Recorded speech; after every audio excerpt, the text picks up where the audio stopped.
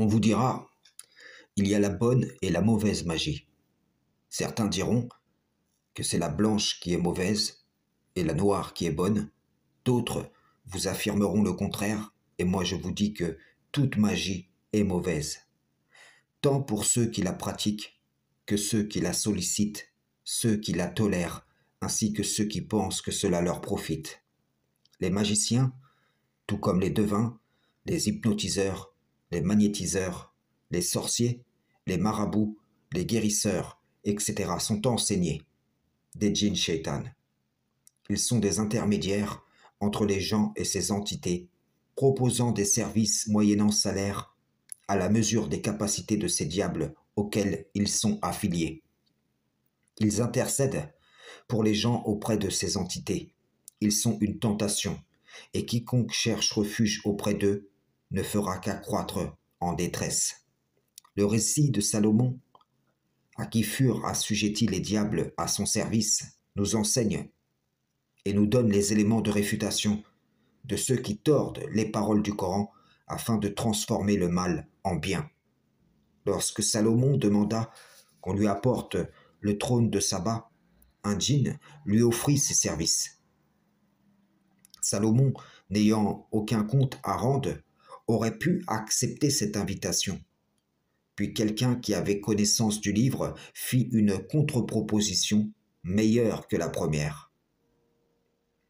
Nous apprenons que la connaissance du livre est supérieure à la capacité des djinns, et que donc avoir recours à la capacité des djinns qui promettent des résultats sans effort mais au prix fort est un signe manifeste de manque de foi.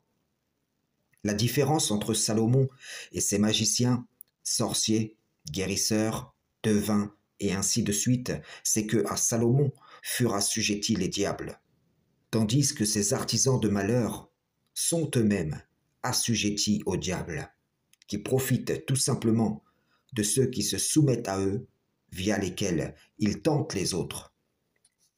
Ces gens n'ont pas hérité de l'autorité conférée à Salomon, donc nul ne peut comparer à partir de positions inversées Salomon et ces gens qui travaillent avec les diables.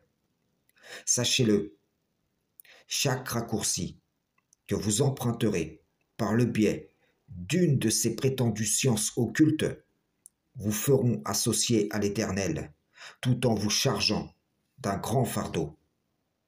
Issa, fils de Mariam, par sa connaissance du livre, dira en Marc 11, verset 23, « Je vous le dis en vérité, si quelqu'un dit à cette montagne, ôte-toi de là, et jette-toi dans la mer, s'il ne doute point en son cœur, mais croit que ce qu'il dit arrive, il le verra s'accomplir. » Vous n'avez pas besoin de toutes ces apparentes facilités qui se transformeront en grandes difficultés, auxquelles vous invitent les diables et leurs suppôts, hommes et femmes.